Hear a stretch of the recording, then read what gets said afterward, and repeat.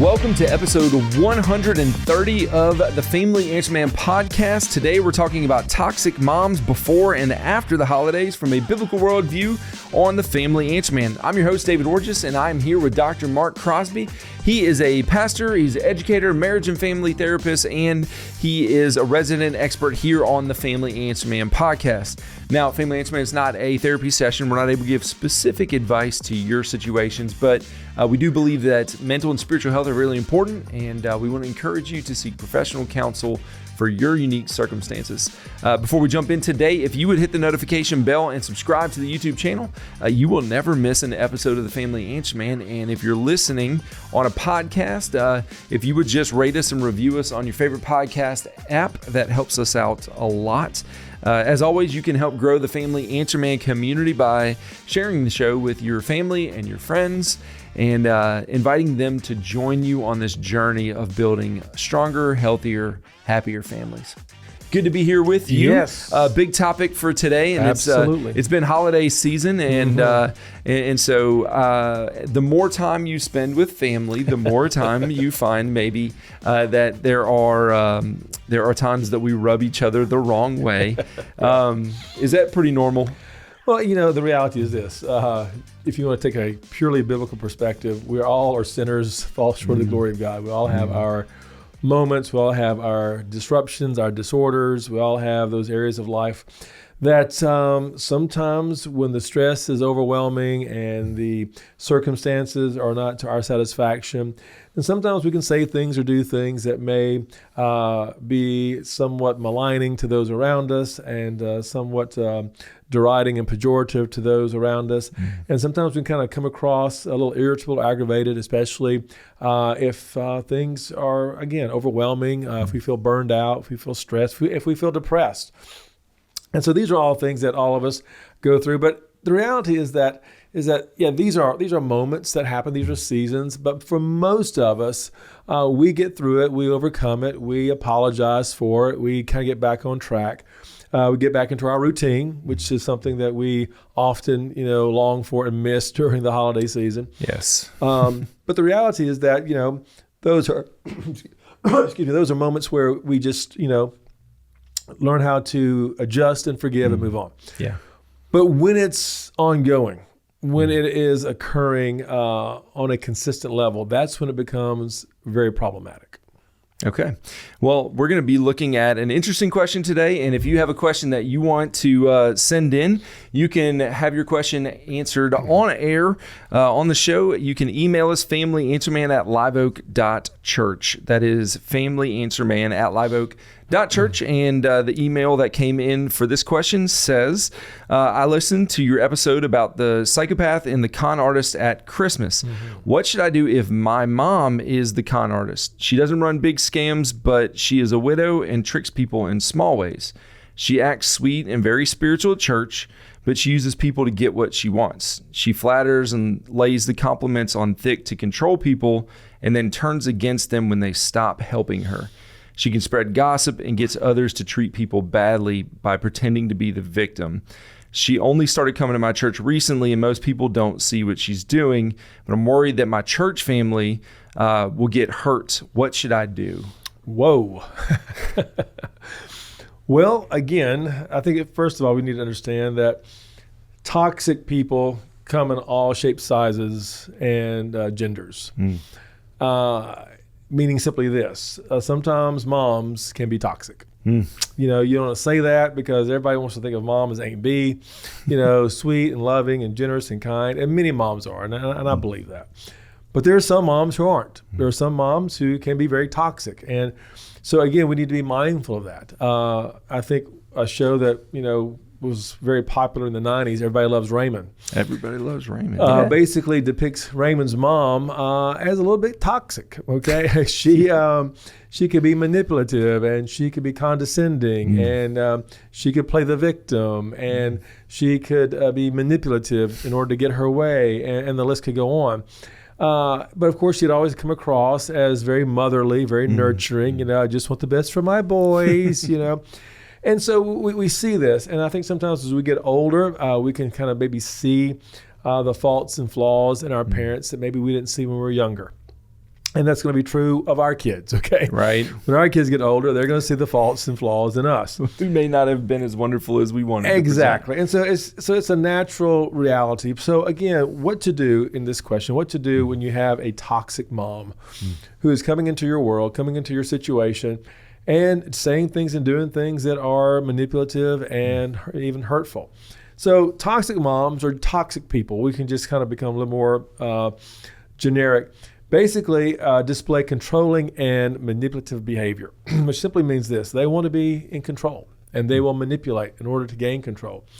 Now, if that means, putting this person against that person, if that means saying something that may not be accurate or true, if that means creating a rumor, if that means, playing the victim, whatever it may be, they will manipulate in order to get their way.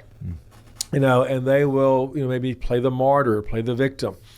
And this is a form of, again, manipulation. And so we have to be careful of that. We have to be mindful of that. That manipulation and control is something that toxic people do. The second thing is this. Sometimes these people often have a narcissistic personality disorder. We've talked about narcissism many times on this program. But narcissism is a personality disorder. And again, it is trying to gain and have and do and be, better than those around you, and to show that and to demonstrate that. The reality is that these individuals are often self-centered. They really don't care who gets hurt. They really don't care how many people are impacted by, what they say. They really don't care who else is involved, as long as they get their way. They don't care what the facts are or what the truth is, as long as they get what they want. And so because they're so self-centered, this is a part of the toxicity, if you will, that they bring. Next, they're controlling. They want to control. They want to say things and do things that make you feel that you have no control. You have no choice. And this is what I hear from my clients. Well, I just didn't have a choice. Mama said we had to do it this way, and I had no choice. Well, truth is you always have a choice. What you choose, though, may be the path of least resistance, okay? Yeah. And so this is what we often do. Sometimes the toxic person is angry. They will display anger. They will show anger. They will use anger to get their way. And here's what everybody says. Well, don't make them angry. Don't make mama angry. You know how mama is when she gets angry, or dad threatens, to take us out of his will every time we bring up this subject, or dad threatens to move away. Dad threatens to not pay for the whatever. Dad threatens to take. So we can't make him angry. So they use anger as a way of, again, controlling, manipulating, etc. Sometimes they use strident sarcasm. They want to make you feel inferior. They want to make you feel, as if you're not knowledgeable. They want to make you feel as if, what you just said or did was the most pathetic and useless thing they've ever seen or heard. And they use this strident sarcasm to bring that point home. And so they're very good at that. Next, they're opinionated about everything. They have an opinion about everything and everybody. Everybody they see at church, the preacher's sermon, the gift they got at Christmas or the gift they didn't get at Christmas. Okay, so they have an opinion about everything and everybody, who got elected, why they shouldn't have, why they should have, and they will voice that opinion until they basically try to have everybody thinking and believing like them. They are opinionated about everything. Next, sometimes they wish to punish. So sometimes a toxic person is about punishment. If you don't do things their way, if you don't do it the way they said it, if you don't act as quickly as they want, then they will create ways to punish you. That could be from different forms, different ways. They may give you the silent treatment. They may stonewall you. They may be critical of you, whatever it may be. But they wish to punish you. If you're keeping count, this is number 9, by the way. They're rarely ever forgiving. The toxic person, if you're just tuning in, a toxic person is rarely forgiving, which means they hold grudges. And they will talk about this event for the next 25 years. Back, in 1999, this is what happened. This is what you said. This is what you did. I never forgot that. And so they're rarely forgiving, and they hold grudges, which means this. The toxic person, and this is true of our moms, our dads, and maybe our spouses, and anyone else in life, maybe true of us, they're insecure. At the end of the day, a toxic person is a very insecure person. So again, if you're just tuning in, we're talking about toxic people, and we just talked about some of their traits. They display control. They're manipulative. They often have narcissistic personality disorder. They're self-centered. They're often angry. It doesn't take much, again, to light that fuse either to get them angry. They use sarcasm. They're opinionated about everything. They wish to punish you. They hold grudges, and they're very insecure. So how does the narcissistic personality disorder tie into them being insecure? Well, it's simply this. Again, they have this personality disorder, but this insecurity, and even the narcissist is insecure. They want to put a front up. Okay, They want to look as if they're large and in charge, but down deep, they know one thing. They know they don't adapt well. Okay. They know that if they get out of their element, they're not going to look well, perform well, because they're a one-note Nelly. Okay, they're a one song. They're a one-hit wonder. All they know is narcissism. And if they're put in a different situation where their narcissistic personality disorder doesn't work for them, they immediately become very insecure. Okay. And it's very heightened as well. So here's the next thing that people ask, and that is, how does a toxic person make you feel? And this is basically what this person is writing in about. So if you're just tuning in, we're talking about the toxic person, primarily a toxic mom, and how they make you feel. Okay, and so this person gave a description that a toxic person in your life, a toxic mother in your life, you often feel like you're walking on eggshells. And I hear that all the time. Whenever they walk into the room or whenever I go to their home, I'm always on eggshells. I'm just afraid of what they're going to say next. I'm going to say of what they're going to do next. I'm always on eggshells. I make sure the kids, are quiet. I make sure they don't ask any questions. I make sure they say yes, ma'am, and no, ma'am, yes, sir, no, sir, and thank you, and please, because I'm afraid if I don't, I'm going to hear what a terrible mother I am or a terrible dad I am. So the toxic person always has you on eggshells. Again, back to our illustration of the 90s sitcom Everybody Loves Raymond. Raymond's wife is a woman who is always on eggshells whenever her mother-in-law, Marie, comes into their home. Yeah. So they make you feel like you're always on eggshells. Number two, they're fearful of others being hurt by them. In other words, a person who is the child of or related to or connected to or in relation with someone who's very toxic, they're fearful that others may be hurt. And you see this in this question. Right. Yeah. This person is afraid that when his mom comes to his church, that she will hurt other people. She will create division. She will say things that are unkind. She will do things that are not pleasing or helpful or kosher or appropriate. And others will be hurt. So whenever you fear that the person who just walked into your home, just walked into your celebration is going to hurt other people, you've just identified this person as toxic because that's how they make you feel. Thirdly, a toxic person will make you feel that you're the blame, that you're the blame for everything, that the reason why things aren't going well is not because of them, it's because of you. You're to blame. And soon you might even believe that maybe I did something wrong, that maybe I'm the cause of the problem. Maybe I'm the reason why the party's not going well. Maybe I'm the reason why, the holidays are just, a disaster. Maybe it's me. And a toxic person will try to transfer onto you the guilt and the shame, thinking that I'm the reason for that. So if you're around a toxic person, they will make you feel as if you're to blame.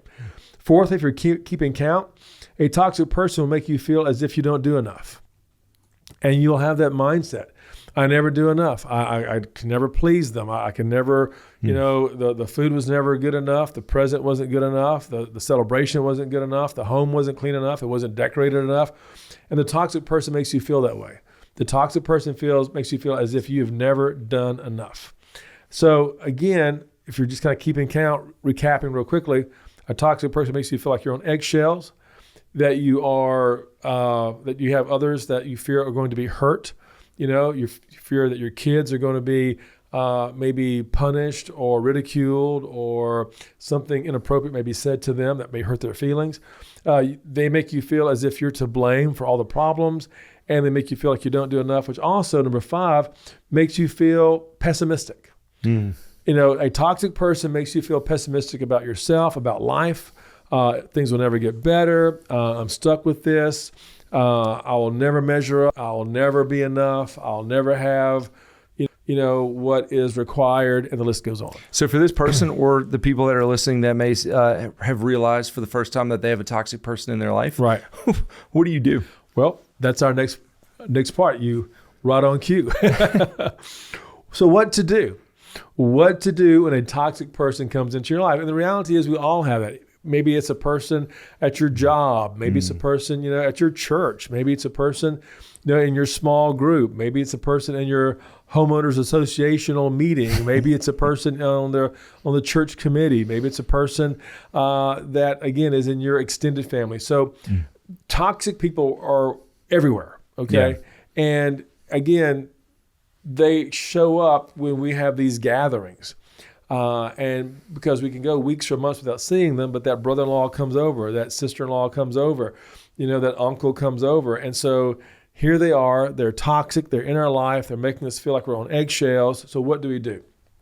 Number one, if what they're saying or doing is extremely serious, for example, they threaten you, they threaten bodily harm, or they take things from you, or they threaten your kids in a very serious manner, or they do something that's abusive, or whatever it may be, then you have to take legal action.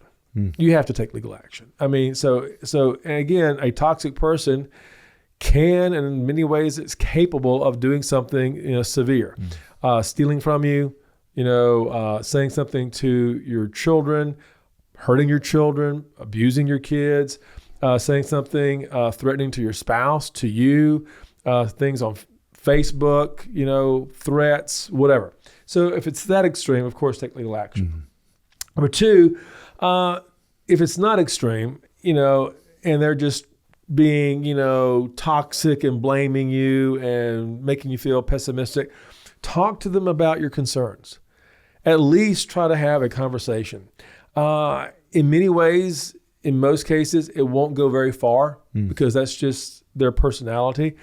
But try to help them to see that what they're saying, what they're doing is not helpful, it is not beneficial, and they may need to get some help. Now, they're going to push back in many cases. There are some who will hopefully embrace what you're saying, but at least you can say, I spoke with them. Yeah. At least you can say we had a talk. At least you can say I tried to converse. At least you can say I tried to communicate with them. Because if not, they will come up with, well, no one ever told me. No one ever said anything. Why is everybody, leaving? Why doesn't anyone come to my home? Why am I not being invited any longer? No one told me. So at least share your feelings and concerns with them. Thirdly, if they're not going to respond well, or they're going to continue doing their toxic behaviors, limit your time around them. You may not go to their home for a family gathering. If you go, you may not stay very long. If they come to your place, or if you meet in a neutral place at grandma's house, for example, try to associate with other people in the family. Try to stay in another room. Again, if they're in the kitchen, you go into the living room, whatever. But limit your time around them. Fourthly, this is something we say all the time on this program, set boundaries. Let them know that, I'm not going to go there, I'm not going to do that. I'm not going to get involved. I'm not going to speak to that. I'm not going to gossip about that. I'm not going to give you my opinion about that. But you set boundaries. Again, walk away, as we've said many times before. Walk away, limit your time. Those are very synonymous, but are different categories of sorts. But just walk away. If you see or sense that things are getting out of control, things are getting a little bit heated, then just simply walk away. Because you're not going to win. You're just going to get frustrated and angry and regretful, and they're going to feel large and in charge. So just walk away. Next, warn others. Back to this question, if you're just tuning in, this person is concerned about his toxic mother coming into his church and being harmful to others. You may want to warn them. Warn others that, hey, beware. You don't have to come out and say, hey, my mother's toxic, but just let them know, sometimes my mother exaggerates. Sometimes my mother may not have all the facts. Sometimes she will speak before she thinks. Sometimes, she's going through a very difficult time right now. She's still grieving my father. This In this question, he makes it clear that his mother is a widow. And so sometimes you might want to warn other people. Just letting them know, hey, look, mom is still grieving and she still has some concerns and she doesn't always get, her facts straight. And so you might want to warn others. Next, create a coalition of support. In other words, get some help for yourself. It's okay for you to go into counseling or therapy. It's okay to talk to your pastor. It's okay for you to maybe talk to your siblings and say, hey, look, is mom doing this to y'all as well? Yeah, mom's, man, she's saying that to me, or she's telling us this and telling you that. And so have a coalition of support. If it's not siblings, then maybe some friends, but someone that will encourage you, have your back, pray for you. If nothing else, don't go through this alone. That's the point. It sounds like a lot of the same boundaries that you talked about with the narcissist during the holidays, kind of because Nettie comes over and... Right, exactly. It's very similar. Next, create some emotional distance. Create some emotional distance, which means, this is your mom, and yes, you love her, but don't let her emotions, don't let her manipulation of your emotions cause you to say things and do things you normally wouldn't say or do. So beware of the emotional distance, which is different in this case than, say, most narcissistic situations, because this is mom, and mom wants to, shame you, or mom wants to guilt you, or mom wants to play on your emotions. Next, look at your involvement of setting yourself up. In other words, maybe I continue to say the same things that I know is going to trigger my mom, or maybe I need to not bring that subject up. Or maybe I need not to let my mother know about this particular situation, because if I do, she's going to go on a rant and she's going to say things that are unkind about my wife or whatever. So look at your involvement and you're setting up your situation. And then last of all, of course, by all means, pray. So toxic people, again, to your point, David, is basically has a lot of similarities in how to manage them as narcissism. But there is something else we need to be mindful of, that sometimes our moms can go through depression during the holidays. And sometimes we have to be sensitive to that, especially if moms have lost, dad or spouse or whomever. And so sometimes for moms, the holidays can be very depressing, especially if a child is celebrating in another state or not coming home for Christmas, or is angry with her, or, Lord forbid, has passed away, or something along these lines. So depression is a very real time during the holidays. We've talked about that before. As we said, there's mild depression, there's moderate depression, and there's severe depression. Mild depression means simply this: I can function, but I have this ongoing sadness that will not go away. It stays with me for weeks on end. And then there's severe depression that says, I just cannot function. Which can sometimes create what's called leaden paralysis. Leaden paralysis basically is a form of depression that basically is so overwhelming, it takes over your bodily function almost to the point to where you feel like your legs weigh 1,000 pounds. Wow. Or your arms weigh 1,000 pounds. And you just almost feel as if you are unable to walk or lift or do anything because the depression is so overwhelming.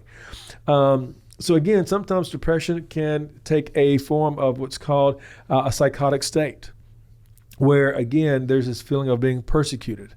I know lots of moms will feel a sense of persecution if their oldest child or their youngest child or their middle child, whomever it may be, can't come to Christmas or to New Year's or Thanksgiving, whatever it may be. They feel a sense of persecution. They feel as if God's judging them. And so there's that. And sometimes as children, adult children, we need to be very mindful of that. Some will have what's called a nihilistic type of depression, where they're saying, what's the point in life? And so again, a little sidebar, if you're hearing a mom or a dad or someone say those kind of words, be very cautious and be very careful. Yeah, never dismiss those never kind of dismiss statements. those. When they start saying, what's the point in life? Or there's no joy in my holidays because, Junior couldn't come in or whatever, or I just miss my husband so much. I have no need for the holidays any longer. So be very, very careful. And sometimes you may have to get professional and sometimes medical interaction for this. Now, again, sometimes this type of depression can lead to certain delusions, which is different than schizophrenia. Okay. So a delusion, by the way, is having this sense of believing something that is just not real at all. It's believing something, it's declaring something that has no reality to it whatsoever. And sometimes because of depression, a person can have this level of delusion where they just believe something is true and it's simply not. This is different than schizophrenia. Okay. Schizophrenia has a more bizarre or grandiose belief. For example, schizophrenia may say, hey, every night aliens come in and take all my organs out, and then they come back and put them all back in. Well, there's a large probability that's not happening. That's not happening. Okay. Yeah. But the thing about a psychotic depression that has delusion, there may be some plausibility in what they're saying. Meaning this, I will never see my son again. I'll never see my daughter again. Or they will never forgive me. Well, I would like to think that's not true, but there could be something plausible and possible about that statement. Or they may say something like, I just feel like that every holiday is ruined because of someone, and they'll name someone. Well, not every holiday is going to be ruined, but there's some plausibility there. So the point is that their delusion, their feelings, their emotions, their depression is far different than, say, someone with schizophrenia, which is very grandiose. So here's the point. If you're feeling depressed and the depression is carrying you into some unusual thoughts and beliefs, get some help. If your spouse is going through a depression that is causing some unusual thoughts and beliefs, get some help and may need to get medical help. Sometimes if the depression is so great, sometimes antidepressants are needed. Fluoxetine is an antidepressant that many people are using these days that are very helpful. For some people, antipsychotics are needed. Aripiprazole is also a good antipsychotic that some are using. Therapy is often helpful. That, again, a lot of people will turn to when they are going through depression. The point simply is this. We're going to have toxic people in our lives. We're going to have depressed people in our lives. We're going to have circumstances and situations in our lives. It's okay to get help. It's okay to get therapy. And in some cases, if it's severe, it's okay for medication to be a reality when you're dealing with someone who's toxic, someone who's extremely depressed, because these are the holidays and these are wonderful times and they are joyful times, they're meaningful times. But for some people, there's going to be a struggle. The year wasn't a good year for some people. The year ended on a bad note for some. There was some tragedy. Those who are listening, especially the pastors who are out there who are listening, you hear this all the time. How many times have we had to do a funeral, the day after Christmas or the day before Christmas? And so we have to be sensitive that there are people who are struggling, who are hurting, who are depressed. And sometimes, and this is my point, that depression and that pain can manifest into feeling and saying things that are very toxic. And so sometimes we have to pray, encourage, not be a doormat, and not make excuses, but pray and encourage those who are struggling to get some help and to be as patient and as loving as we possibly can, and to, again, protect ourselves, but also do what God has called us to do. Well, there you have it from the Family Answer Man, dealing with toxic people in our lives and also with those that are experiencing depression, especially around the holidays. The goal, as always, is that we would be in a place where we would all be healthy. Yes. And so we hope that this episode of the Family Answer Man will inspire you to make changes that'll lead to a stronger, healthier, happier family.